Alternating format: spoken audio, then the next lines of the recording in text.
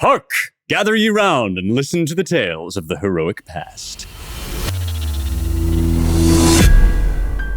That is the opening of Beowulf, the great heroic poem of Old English literature. It's one of the great openings in all of literature. The very first word is the old Anglo-Saxon word hwat, which means something like lo or hark, listen up.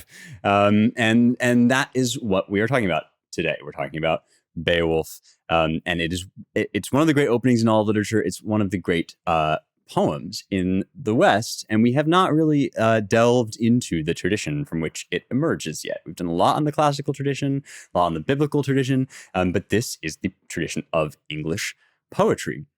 And it is, in fact, one of the foundational texts of English poetry. It's written in Old English, which we will get to in a bit. But let's just start off the bat by reading that fantastic opening from the translation of J.R.R. Tolkien of Lord of the Rings fame. And we will talk also about Tolkien's translation in a moment, which I do recommend, although I also recommend others. Here it is. He says, "Lo, the glory of the kings of the people of the Spear Danes in days of old we have heard tell, how those princes did deeds of valor, oft shield shaving robbed the hosts of foemen, many peoples of the seats where they drank their mead, laid fear upon men. He who first was found forlorn, comfort for that he lived to know, mighty grew under heaven, throve in honor, until all that dwelt nigh about, over sea where a whale rides, must hearken to him and yield him tribute. A good king was he." I want to talk about this poem today because I want to talk about how to celebrate your ancestral past. And that is what this poem does, and it's something that is pretty much forbidden to do, or becoming increasingly forbidden to do now. There are a million reasons why we're not allowed to delight in and relish the long gone past of our forebears. Often we are accused of racism when we do it, right? Isn't it, how can you celebrate the old traditions of the West? Aren't other kinds of cultures just as good? How can you be proud of this group of mostly European white people? That's one way that we're forbidden from celebrating it. It's considered jingoistic. You're glorifying war. You're glorifying all this stuff that, now as modern civilized people, we're simply not allowed to relish and delight in. And weren't all the other cultures just as good anyway? Well, first of all, no, Western culture is the best culture. But even, having conceded that, in fact, there are other many fascinating traditions, although I think that Western culture is the greatest culture, I also think that Beowulf is not anything that you might say it is if you were just going off of the kind of knee-jerk identity politics reaction. It's not jingoist. It's not simplistic, although it is very old. And although it is unapologetic in its celebration of the ancestral past of the Danes, although it is unapologetic in that it is nuanced. It's a tremendously nuanced, complicated, morally complex. And it is a terrible lie that complexity and patriotism or celebration of one's history and past don't go together, that complexity and celebration are mutually exclusive. It is the lie of, for example, the 1619 Project, which tells us that in order to have a sophisticated view of American history, we must constantly be excoriating ourselves for the terrible things that happened in American history, as if patriots don't know that slavery was bad, or don't talk about slavery and how bad it was. This notion that we kind of have all conspired, all patriots, all Americans, all American history teachers who like America, or indeed love America, have all conspired to just shove the shortcomings away. Nicole Hannah-Jones, the architect of the 1619 Project, said something like it's treated as an asterisk. It's a complete lie. It's just nonsense. And in fact, if you go back to the great patriotic documents of our American past, what you will find is not jingoism at all, but a tremendously clear-eyed, searingly clear-eyed awareness of times when America has not lived up to its potential greatness and to the greatness of its ideals. And it's because of the love with which our greatest patriots have approached American history that they were able, more than any 1619 Project or Howard Zinn or New York Times writer, more than any of those people, they were able in excruciating terms to excoriate America for having fallen short in the times when it did. So here, for example, is Frederick Douglass, the great escaped slave. He escaped slavery before the Civil War, and on July 5th, 1852, which was again before the Civil War broke out, remember, he gave a passionate and fiery speech in honor of July 4th. And here is one famous passage from this very famous speech by Frederick Douglass. Is standing with God and the crushed and bleeding slave on this occasion, I will, in the name of humanity which is outraged, in the name of liberty which is fettered, in the name of the Constitution and the Bible, which are disregarded and trampled upon, dare to call in question and to denounce with all the emphasis I can command everything that serves to perpetuate slavery, the great sin and shame of America. That's pretty bleak, right? That's like as harsh as anything you'll read in the New York Times. And you might think then that this is, a fiery condemnation of all that America is, right? And because we've been taught to say that patriotic celebration and realism about America's failings are mutually exclusive, that they can't go together, we hear Douglass say these things and we immediately think, well, he must hate America. But it is not so. Listen to the conclusion of this speech now. He says, the 4th of July is the first great fact in our nation's history, the very ring bolt in the chain of your yet undeveloped destiny. Pride and patriotism, not less than gratitude, prompt you to celebrate and to hold it in perpetual remembrance. I have said that the Declaration of Independence is the ring bolt to the chain of your nation's destiny. So, indeed, I regard it. The principles contained in that instrument are saving principles. Stand by those principles. Be true to them on all occasions, in all places, against all foes, and at whatever cost. It was because of how highly he regarded the country, how highly he regarded the ideals of America, that Frederick Douglass was able to castigate America in meaningful terms, was able to decry the sin of slavery. These two things are not mutually exclusive. They go hand in hand. And what is so perverse about projects like the 1619 Project, which teach us that we can't celebrate our history without hating it, is that they do not come from a place of love. They don't regard America's failures, as shortcomings, as America failing to be what America is and can be, but rather they regard the shortcomings of America as what America is, as in the very DNA, as Hannah Jones has said, right, of the country. And so they fail in their criticism and in their praise because they simply do not love the country, right? Even angry love of the kind that Douglass expresses, even passionate love, which is the kind of love, for example, that God expresses for Israel, right? Like, how dare you fail in the way that you have failed because of how I love you, right? That is completely coherent, completely consistent. And all of the great celebrations, all the great patriotic celebrations are like this. They are not these sort of dumb, Pollyanna-ish, simplistic screeds that people think they are, right?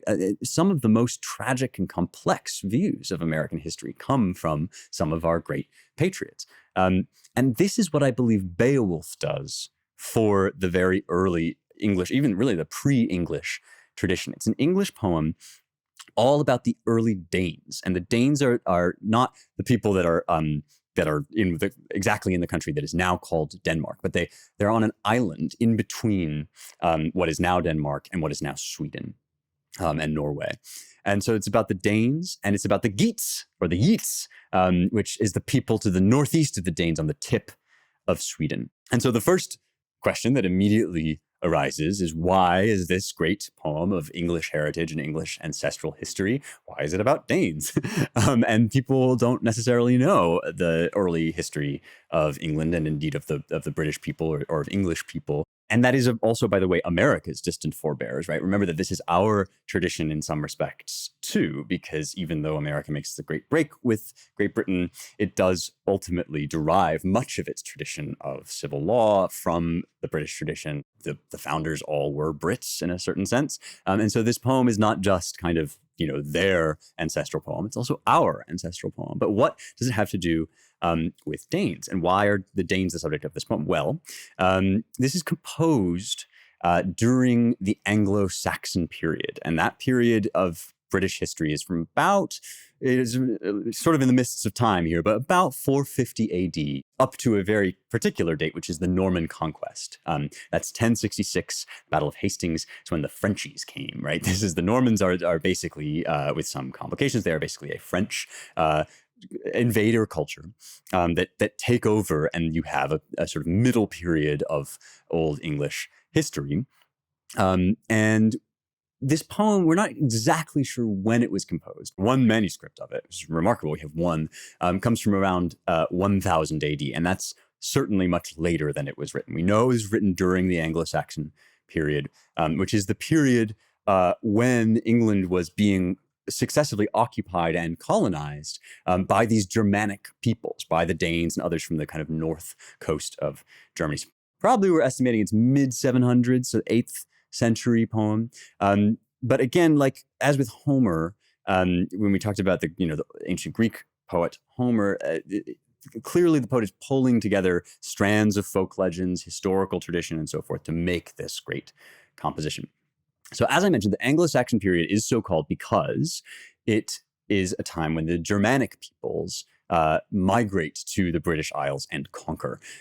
So these are the peoples that the Romans called the Germanii, not, again, necessarily exactly in the region that is now Germany, but tribes in sort of Northern Europe, which are migrating over to the British Isles. And there are plenty of debates about how these people lived, what their society looked like. As I say, the whole thing is in a bit of a historical murk because you have to sort of wonder to what extent do these conquering Germanic tribes bring their culture to Britain and just import it wholesale, and to what extent did the indigenous peoples, right, the people who were already there in Britain, kind of teach the Germanii, the Germanic tribes, how to live and what to do. So there was obviously a mingling of cultures here, but you do have a kind of invading, or I'm not exactly sure invading is the right word, but you have a migrant people coming into the British Isles.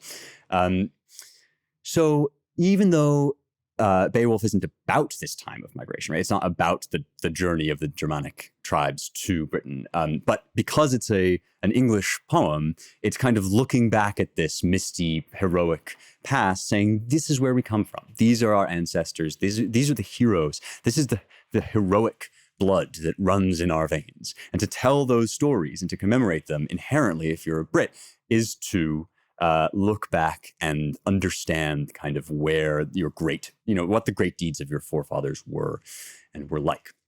So that's, central to what this poem is. It's central even to how we should and can read it as Americans, or, and as inheritors of the West, right? We can look back at this and say, like, there's a certain degree of pride in imagining, telling these legends and stories about how great our forebears and our forefathers were. And there's nothing evil or wrong about that at all. It is not a jingoistic thing. It's not a confrontational thing. It is simply to say, we believe that we are of great origins, and these are the stories we tell of our forebears, the mythic, legendary stories that we tell of our forebears. That's what this poem is. At the same time, and this is crucial, you have to remember this in order to read the poem right. The Germanic peoples, the Germanic tribes, were pagan. They were not Christian.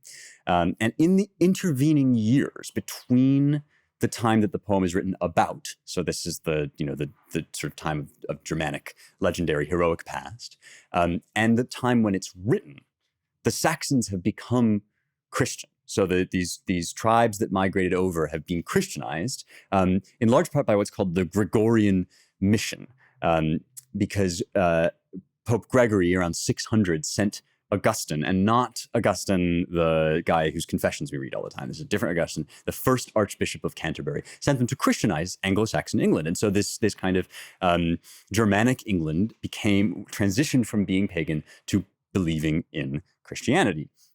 And we have discussed already that when cultures Christianize, they immediately develop a complicated relationship to their past. We talked about this with Petrarch, right? That for Italian Renaissance Christians to look back on the Greeks and Romans was to admire enormously these people to whom they owed a great deal culturally, and also to feel anxiety and unease that they were learning from and celebrating these people who, by some accounts, were going straight to hell, right? This were destined for damnation because they didn't know Christ. And so there are a million different ways to deal with that complexity. We talked about some of Petrarch's, that he says actually the light of truth did shine in them, and Dante puts them in this kind of middle place. He doesn't quite put them in hell. Still today, we have some kind of agnosticism, let's say, some unknowing Christians do about, pre-Christian peoples, it's really kind of above our pay grade, actually, to say, they were or were not damned. But the author of the Beowulf poem is in a somewhat similar situation. He's writing as a Christian for Christians. It's a Christian poem through and through. But the people it's about, who are celebrated heroes, glorious people, are pagans, and so potentially damned. And it produces one of the most rich and poignant aspects of this poem is that tension between Christians writing about non-Christians to whom they owe a great deal. That tension produces this terrible melancholy and this sense of futility behind the glory. That these deeds were great and amazing, and Beowulf was a great hero, and the people, the kings for whom he fought, were great as well.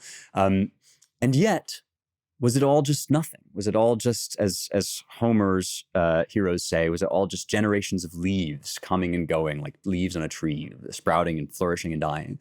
And that tension is at the heart of the mood of the poem, and at the heart of the poem's view of human life, that it can be huge and magnificent and larger than life. And yet at the same time, if there isn't some sense of hope in the beyond, then maybe it's all just empty. Maybe it's nothing. And so that immediately is a much more complicated thing than just rah, like we love our people. It's we do love our people, but we also have to sort of encounter deep questions when we look back at the misty heroic past.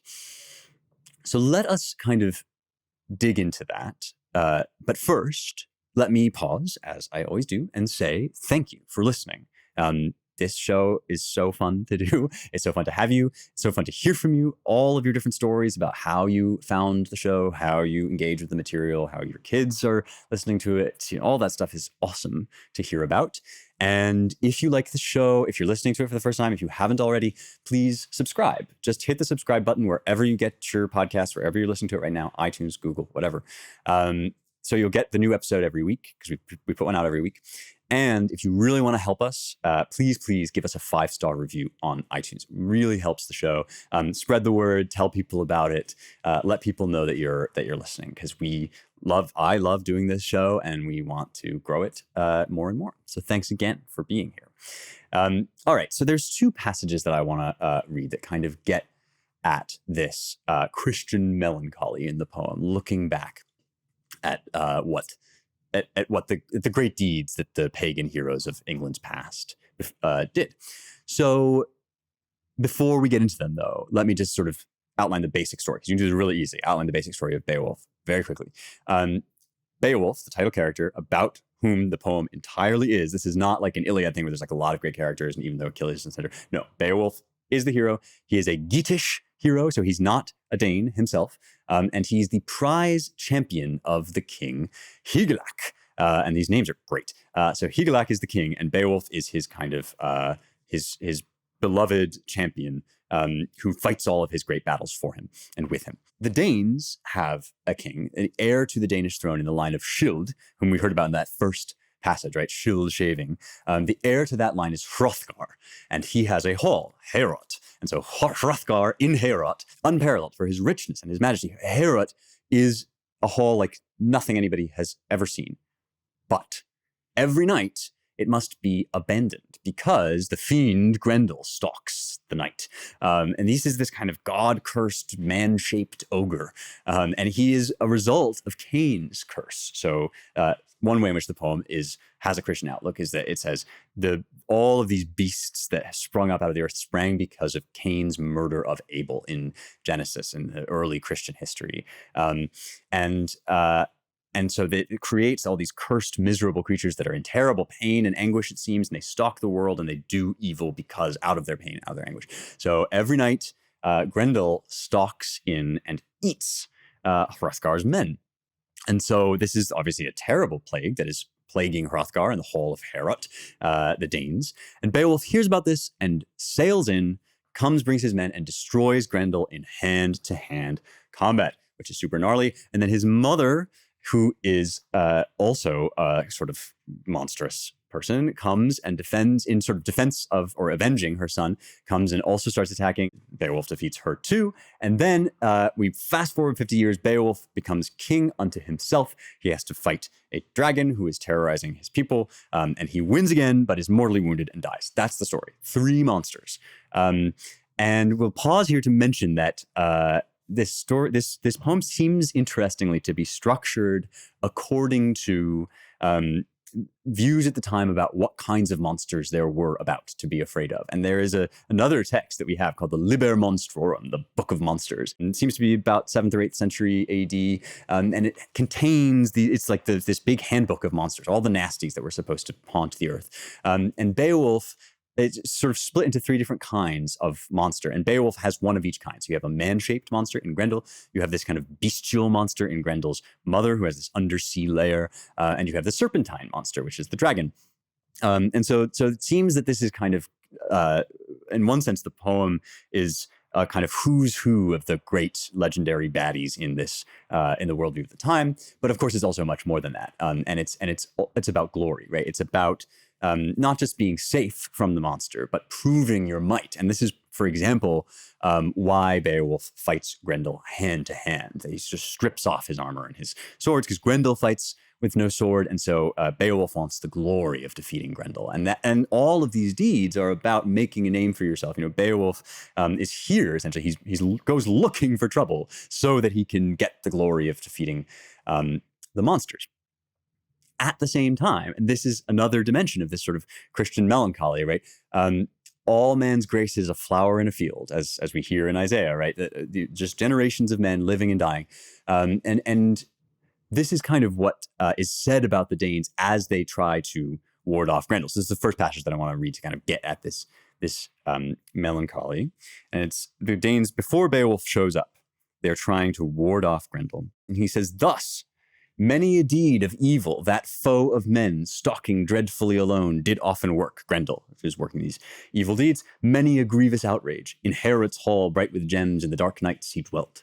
Never might he approach the precious throne of grace in the presence of God, nor did he know his will. That was great torment to the Scyldings' lord, anguish of heart. Many a mighty one sat oft communing. Counsel they took, what it were best for stout-hearted men to do against these dire terrors. At times they vowed sacrifices to idols in their heathen tabernacles, right? Because they're pagans, right? In prayers implored the slayer of souls to afford them help against the sufferings of the people. Such was their wont, the hope of heathens. They were mindful in their hearts of hell, nor knew they the Creator, the judge of deeds, nor had heard of the Lord God, nor verily had learned to praise the guardian of the heavens and the King of glory. Woe shall be to him that through fiendish malice shall thrust down his soul into the fire's embrace, to look for no comfort, in no wise to change his lot. Blessed shall be he that may after his death day go unto the Lord and seek peace in the bosom of the Father." There's wonderful artistry here because he never quite comes out and says, you know, these poor heathens are damned. He just says that they were lost. They were without guidance or understanding of whom to go to. And they sort of yearned in the dark for some rescue from this terrible creature, even though the creature, you know, the poem's fully Christian, so the creature is a result of sin against the Christian God. But the Danes who are victims of the creature are sort of yearning for some divine help, and they don't have the religion or the system to get them to it, according in the view of the poem. And so then when Beowulf comes in, he kind of gives, in some sense, the creed of heroes in this world, the creed of pagan heroes. And this is actually, he's already beaten Grendel, and he's going off to fight Grendel's mother. This is line 1154 of Tolkien's translation here. Beowulf says, "Grieve not." He's talking to the king, to Hrothgar, and he says, "Grieve not, O wise one. Better it is for every man that he should avenge his friend than he should much lament. To each one of us shall come in time the end of life in the world. Let him who may earn glory ere his death. No better thing can brave knight leave behind when he lies dead. Arise, O Lord of the realm. Swiftly let us go and look upon the footprint of Grendel's kin. This I vow to thee. In no refuge shall he ever hide, neither in bosom of earth, nor in mountain forest, nor in the deeps of the sea. Go where he will." He doesn't know this is Grendel's mother yet. "Go where he will. For this day have patience in every woe, even as I know thou wilt." So this is this very melancholy, sad thing, right? That everybody dies. Everybody goes down to the house of death. But the thing that you can leave is glory.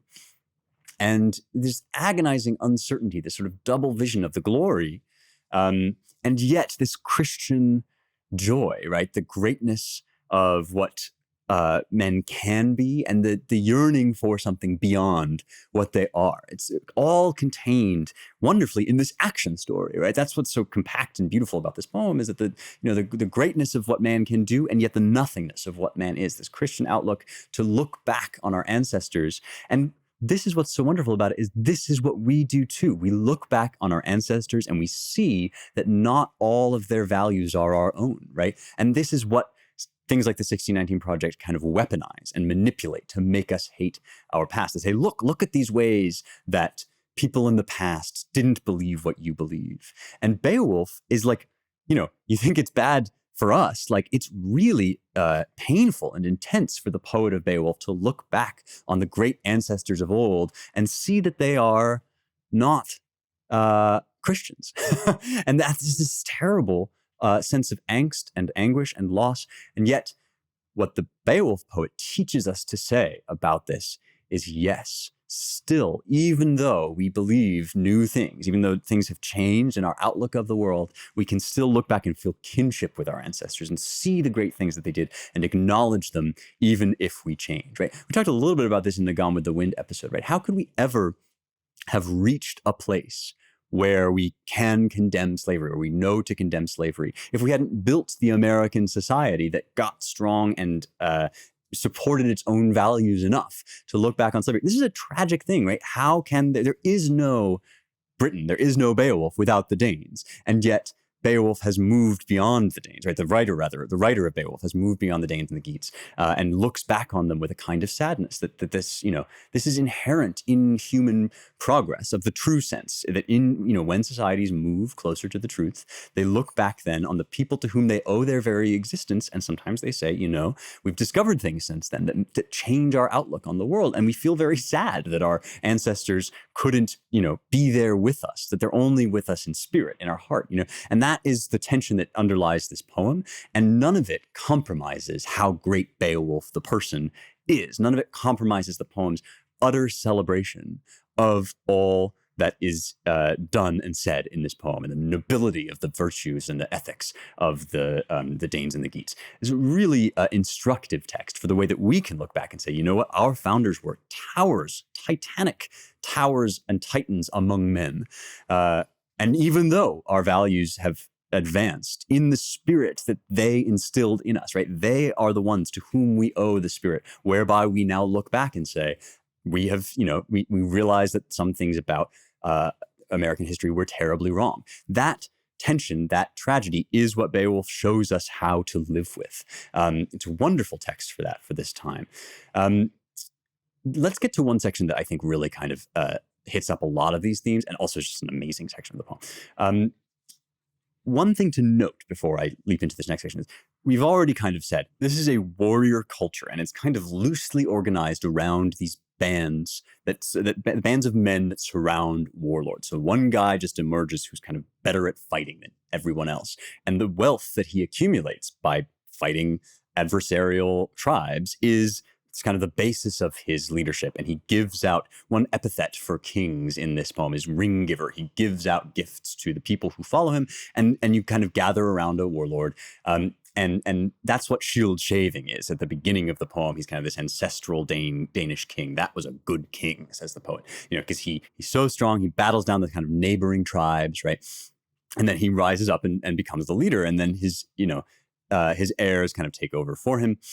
And if you want to know kind of the rudiments of male camaraderie, the essence of what male friendships are kind of based on, you can read this poem and see so much of it, right? This devotion together to some kind of warlike cause. Sports teams are like this, and so there's a wonderful kind of sense of that in the poem, and yet at the same time, there is a sort of inherent instability to it, because when you are rallying around a warlord, you have to keep fighting. You can never have like real peace, because you have to keep conquering peoples and getting, the riches that you can pass out to your men and so forth. You need enemies, you need war in order to sustain this way of life. Now, I've said already that we're not totally sure how these societies were structured, because the Roman reports that we get are obviously from much earlier than this period, hundreds of years before the kind of 450 and onward period when these Germanic tribes were migrating. So we're not entirely sure how these societies were structured exactly. But what's intriguing to me is that it seems as if this warlord culture, this Germanic tribal culture of gathering around a warlord, was quite alive and well in Beowulf, is depicted in Beowulf. And I say that because Tacitus, somebody we haven't talked that much about, but we will, the Roman historian, 1st and 2nd centuries AD, Tacitus wrote a treatise called Germany and Its Tribes. And it's about the Germanii, about these tribal cultures that exist in this region of what is now Europe.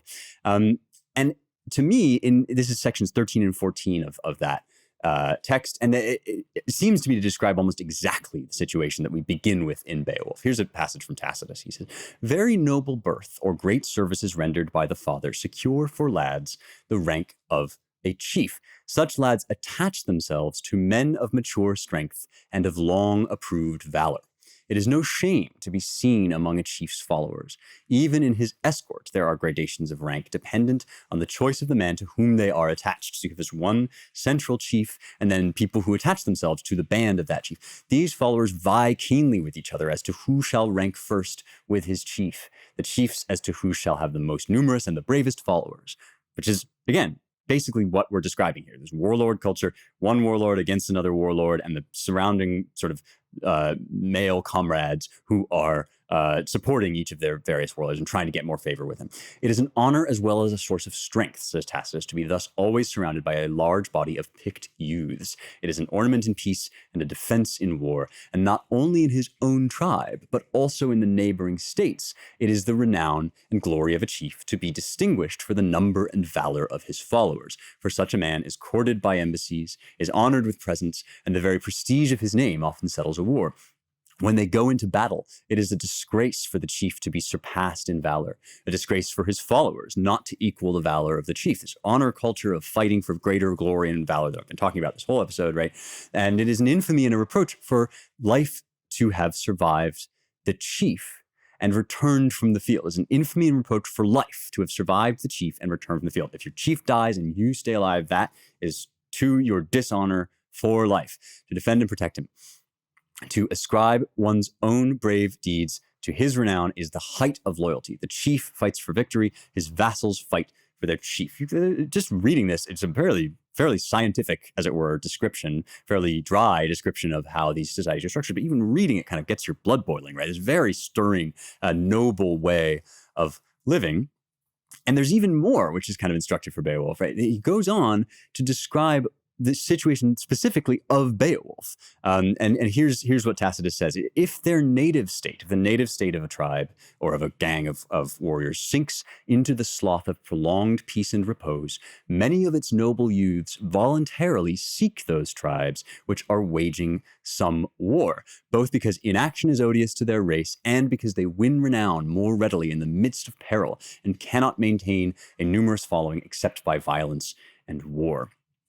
This is Beowulf. This explains why Beowulf goes looking for trouble, right? He travels to to the land of the Danes, away from his native land, in search of glory, because he needs the biggest fight to prove himself. And this is the kind of thing, now you can see why, even though, again, this is not a poem about the migration to Britain, but the English would have looked back on this and felt tremendous pride in the way that the kind of tribes that gave birth to their society lived, this kind of noble honor culture. Now, it's a romantic way of life, but as I said, there's some big problems. It's unstable, it's dangerous, and you can never have peace. And you can't just pass the kingship on to your son, right? I mean, this does happen. For example, Hrothgar is in a line of kings, but that person also has to be a great warrior or have a great warrior. If you want to enter into greater stability, you eventually have to shift some of the structure of this society. And you basically have to develop a kingship which is distinct from the military, at least in part. What that kind of looks like is a king with a warlord.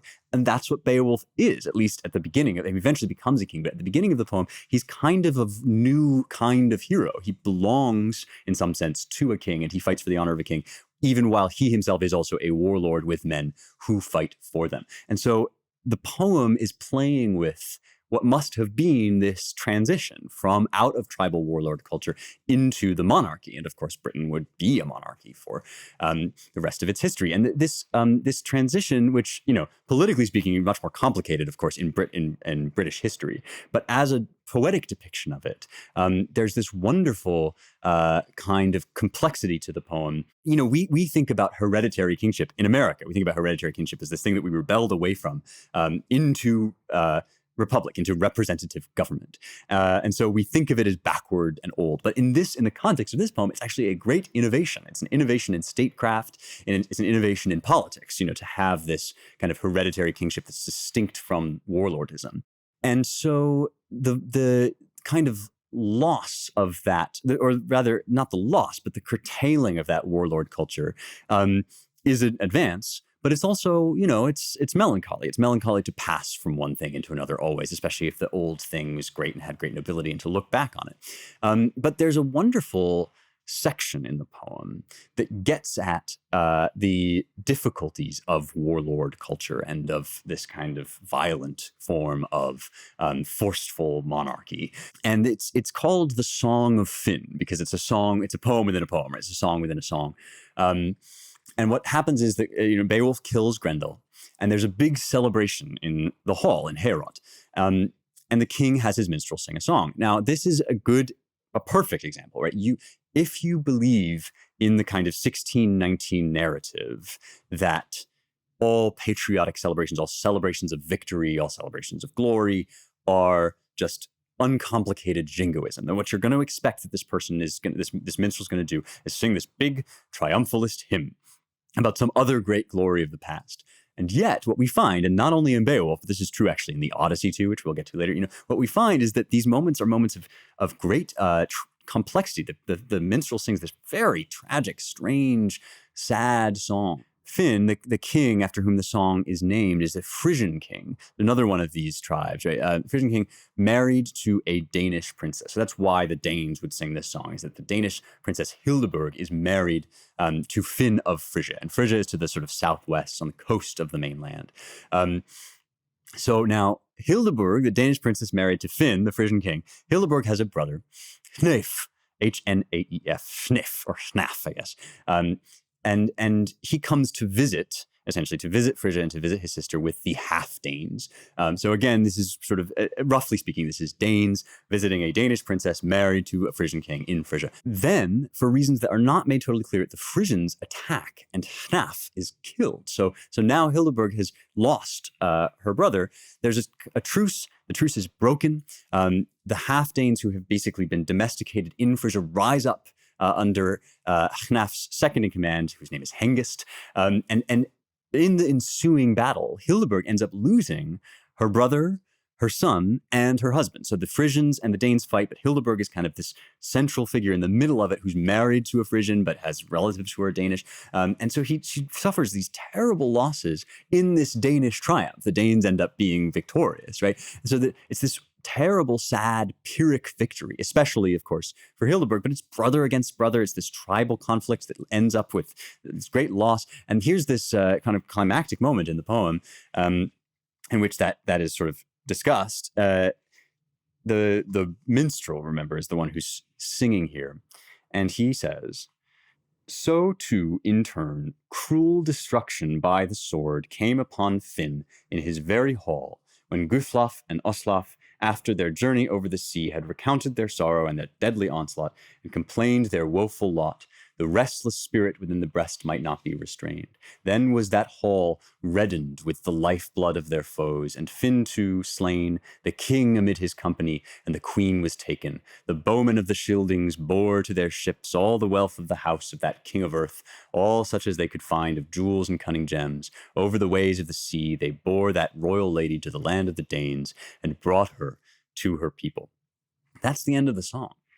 And you sort of end, you imagine this, there'd be sort of silence after that song, because it's a, again, it's a story of great triumph on the part of the Danes, and victory in this tribal competition. And yet it leaves us with this unsettled sense of this terrible blood cost of this way of life. You would think that this would occasion some sort of misery, but it says that in fact the mirth then returns to the hall, the poem says. And so what we have here is, a depiction of a culture that is able to look back and acknowledge the bloodshed in its past, and yet to celebrate the outcome. Because of course you wouldn't want the Danes, if you're Danes, you don't want the Danes to be destroyed. But you also don't have to imagine that comes without a cost, right? This wonderful complexity in the poem, which is also the complexity, of course, for Brits, for English people, reading this history of their own, which is a pagan history read by a Christian people. Just pause for a moment, right? The layers to this and the sophistication of being able, both within the poem and as a poem itself, to kind of present the difficulties of the past, all the while presenting the past as a thing of utter glory, right? It's a pagan thing. We worry about the fate of the immortal souls of the people there. We know that they all just evaporate into death eventually. And yet, the glory of their deeds is beyond even telling. You just have to tell this, you have to tell these larger than life stories in order to celebrate the glory of the tribal history from which we, the Brits in their case, but of course us too, in some distant way, from which we come. This is a poem which proves the worth and the possibility of engaging in a full-fledged celebration of your ancient past, while at the same time acknowledging the complexities in your own stance in the present. Even for us now today, right? 1,000 years, more than 1,000 years on from even the composition of the manuscript, and 1,250 years from the composition, roughly, of the poem, we still stand in this relationship of looking back and saying, yeah, it's not how we live. We are not warlords, and we think that's probably a good thing. But we also lament the loss of the culture that emerged and the opportunities for valor that emerged from warlord culture. There's absolutely nothing jingoistic about that. There's nothing stupid about it. There's nothing unsophisticated about it. It's a blatant and hostile lie that in order to celebrate your ancestral past, you need to erase the complexity that comes with that. All right, let's talk just a little bit about the literary genius of this poem, because everything that we've been talking about contributes to its literary genius. But as a verbal composition, it is also magnificent. It's written in Old English. Now, we have not yet talked about the stages of English, but this is why we say that English is a Germanic language, because it comes from, ultimately, the kind of bedrock of the history of English is this Anglo-Saxon language. Sometimes the language is just called Anglo-Saxon because it really is a different language. You have to learn it. You can't just, it's not just like reading Shakespeare, which is like Old English in the sense of English that is old, but it's actually modern English, right? English went through these three periods. Old English was the Anglo-Saxon, then layered on top of it was this kind of French vocabulary from the Norman Conquest I talked about in 1066. That's Middle English. English develops over this middle period. And then between around 1400 and 1700, it goes through this great vowel shift, the shift in the vowels, which brings us into the modern English period. and the English that we are speaking now, which is why Shakespeare is so much easier to read than Chaucer in the original, or than the Beowulf poem in the original. In the Plutarch episode, when we did Plutarch, I talked about how your native language is this kind of storehouse of your native history. It's part of your inheritance. The language that you grew up speaking is this gift that you get without even knowing it, that contains not just written history of your people, but also experiential history and coded kind of access to the vision and the understanding of the world that your distant ancestors had. English as a language doesn't get enough credit for this. It's a beautiful language, and we don't realize this because native speakers of English don't tend to realize this. English is a miracle of a language. It's these three historical layers, right? Many of our most basic words come from Old English, and some of our monosyllabic words like go comes from the Old English gan. Hall, right? The hall of Herat is hell in Old English. Shadow. Some of these lovely kind of basic bedrock, these earthy words that we have come from Old English.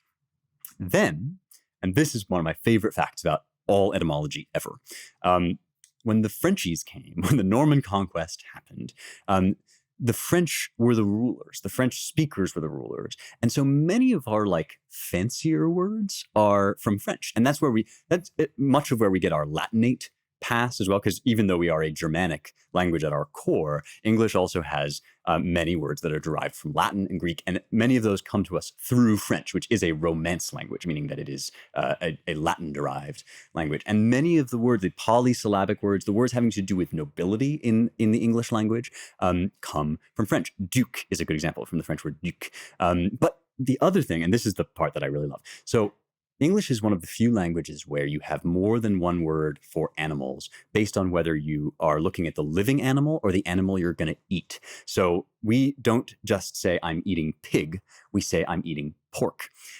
The words that have to do with the food that was prepared are often French-derived words, and the words that have to do with the livestock are often Germanic, Anglo-Saxon words, because when the French conquered, they were the nobility who were doing the eating. They were eating the pork, but the farmers who were out raising the pigs were the Germanic tribes, and so we get these German words for livestock and these French words for food. And that's just one example of the history of our peoples coded into the way that our language works. It's a remarkable thing. Then you have modern English. You have this vowel shift that changes pronunciation a great deal. And we do all these wonderful things with foreign words too, that not all other languages do. I mean, we pick up loan words straight out of our language. We say things like sushi is this Japanese word, right? We do all these interesting things with Chinese. You may not have known this, but for example, long time no see is just a direct translation of a Chinese saying, "Haozhou buzhen," which means something like "long time no see." Brainwashing, "xinao," is this Chinese word, basically directly translated into English.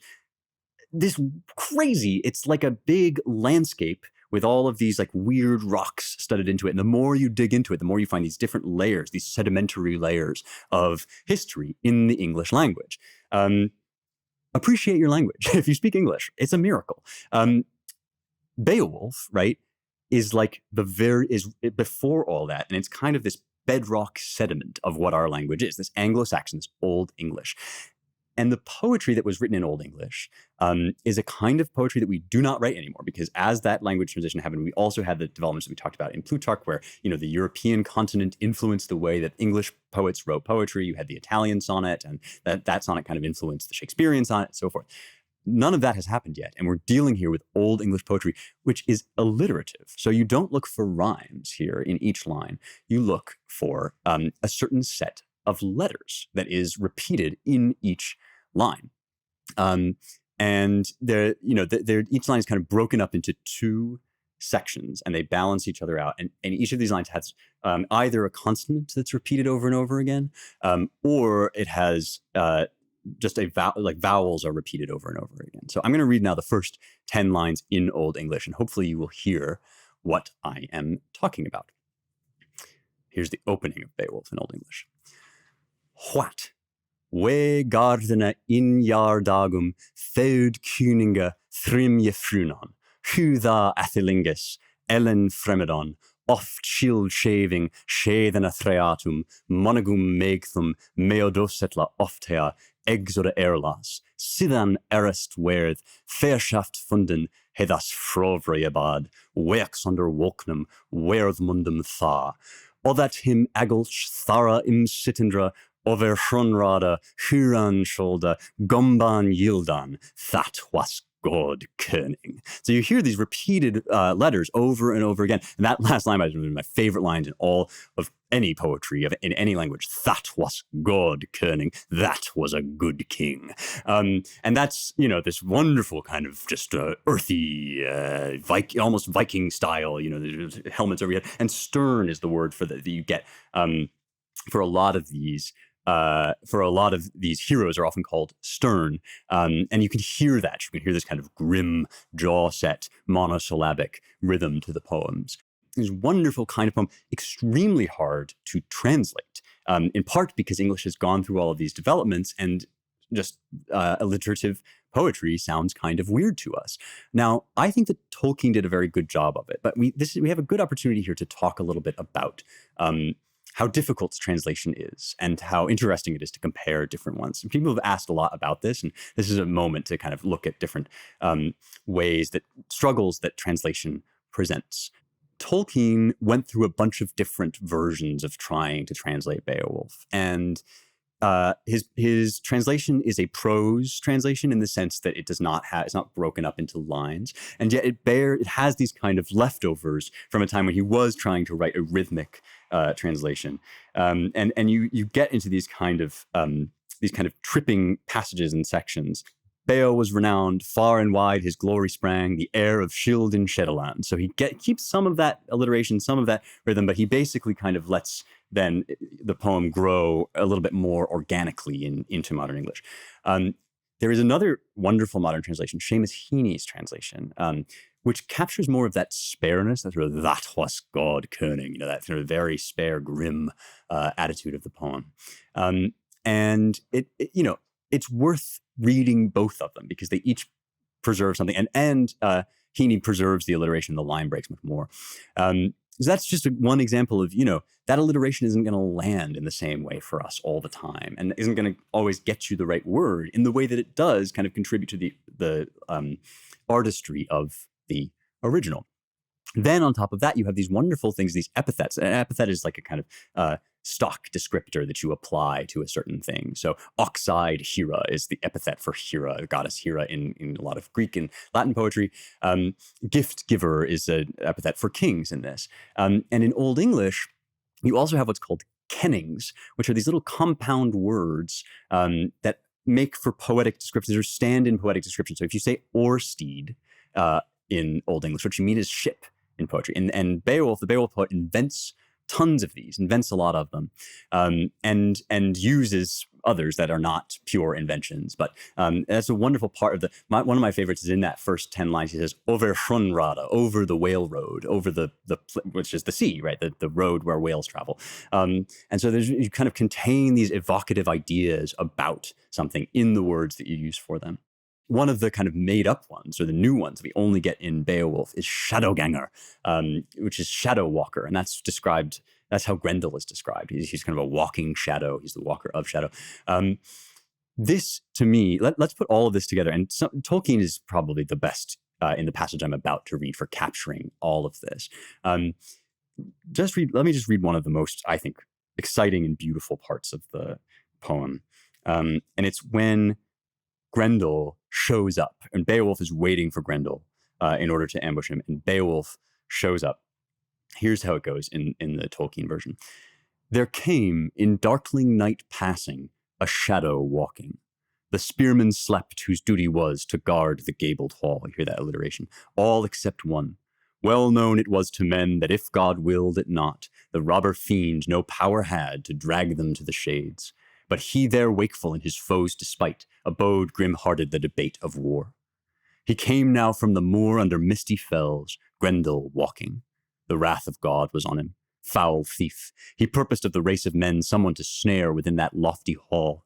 Under cloud he went, to where he knew full well that house of wine was, hall of men with gold bright plated, not the first adventure that he had made, seeking for Hrothgar's home. Never in days of life before, nor later with harder fortune guards in hall he found. He came now to the house, a man-shaped journeying of men's mirth shorn. It's just remarkable. And the Tolkien's translation is really beautiful. But, you hear some of that tripping alliteration. And you hear also in Grendel is kind of localized a lot of this complexity and ambiguity. The Christian god presides over this cursed being who's here to basically maul and maim these pagan heroes. And Beowulf is this amazing hero, this the kind of hero in that world, is everything to be this strong fighter, hand to hand, the conqueror of monsters, the saver of men. And yet it's a world that is passing away before our very eyes, that has to change, that has to adapt as time goes on, as circumstances change. And we can look back at all of it. Us, can look back at all of it and say, yes, all of that is mine. I own it. I am not ashamed of it. I acknowledge all the complexity of it. I'm here with this poem. I mean, this poem preserves, wonder of wonders, preserves all of that. And it's not, by the way, a racial thing, right? It's not like, oh, I am, because of course everyone is America from everywhere. Like, it's not like, oh, I am descended from this stock. It's that I am a part of this tradition. Everybody in the West is a part of this tradition. And though anyone who takes full ownership over the greatness of this ancestral heroic past, anyone who takes ownership of that is a full participant in this majestic, tragic, beautiful, strange tradition that we call the West. And so when they come for you with their demanding their reparations, and they come for you with their hatred of America, and they come to you to tell you that you're racist for loving your past, they come to you to tell you that no matter, even black people, they say, are racist if they love America. When they come and they tell you that, right? All you say is, this is all garbage. It's founded on a ridiculous premise. I'm not a patriot because I'm ignorant. I'm a patriot because I know my history and I acknowledge the difficulties in it, and I know my past, and I know it by loving it, which you who hate it can never do. Because if you do not love a thing, you cannot see what it is trying to be, what it is developing into over the course of its heroic past and its convulsions and its moral difficulties and its transitions. In order to really see all of that, you must take ownership of it, and you must love it. Don't let them take that away from you. It's everything. All right, the mailbag. I was asked what my opinion is of C.S. Lewis's A Grief Observed. And I was asked by somebody who is suffering grief already. And of course, my heart goes out to this person. And he was reading through this work which Lewis wrote upon the death of his wife, whom he married quite late. And she was his everything. They had a passionate relationship. And then she was taken from the world. And, he believed that she was saved. He had no qualms about the afterlife of her soul. He believed that she was now living in eternal joy. And yet he was just destroyed. He was utterly unmade by this event. And he spent some time wondering what all of it meant. I mean, how he could continue to believe in God in the context of any of this, how he could go on. And A Grief Observed, to me, is one, along with the problem of pain, which is kind of his more philosophical approach to this same question. It's one of the only truly honest engagements with grief. And I mean that not that there aren't other honest engagements with grief, but it's the one that's honest through and through. Every word of it is painstakingly anguished in its honesty. And the reason why I recommend it to everybody who's going through any kind of grief is precisely for that reason, because it does not contain a word of happy talk. It doesn't contain a word of kind of happy imagination about, it's all going to be okay. And yet it makes its way to joy. So I'm glad that I was asked about it. We're going to do an episode on it, I'm sure.